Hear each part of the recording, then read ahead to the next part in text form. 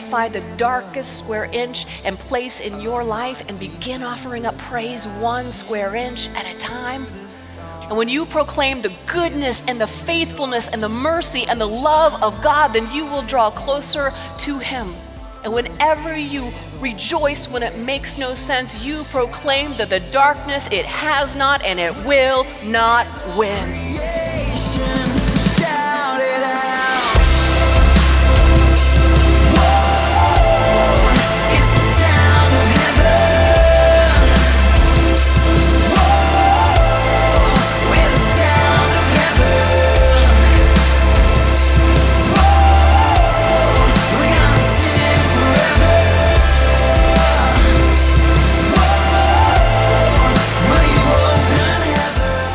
When we realize that He paid for our sin and God's mercy was given to us and His justice was satisfied, when we know that forgiveness, we really know it, then it changes how we forgive others. And yet we don't know how to let Jesus carry the weight of that sin.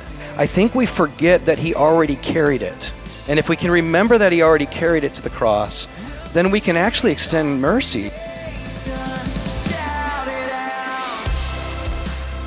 There's something crazy that happens when we say we're going to live in grace, we're going to walk in love, we're going to start doing things differently. We're going to start seeing people differently. And it starts with seeing ourselves differently. 3, 2,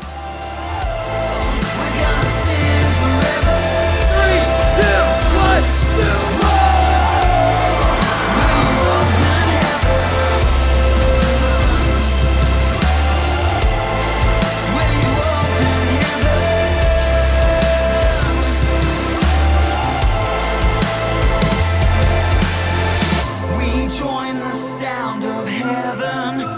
Join the choir of angels, sing out with all creation, holy, holy.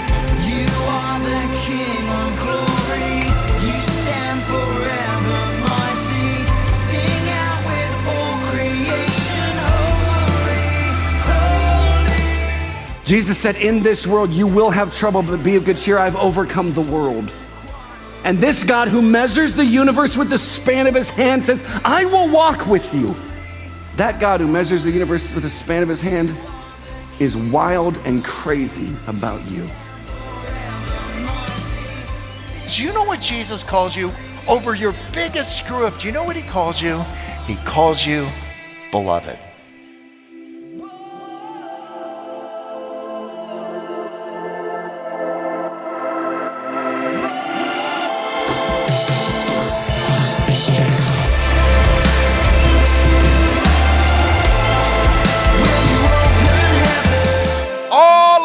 Who have experienced the gift of God's grace and His mercy have no choice but to first of all praise Him the rest of our days for those gifts. Why?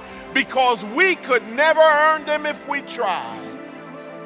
And then we have to not only be grateful recipients of grace and mercy, we now have to be committed dispensers of grace and mercy.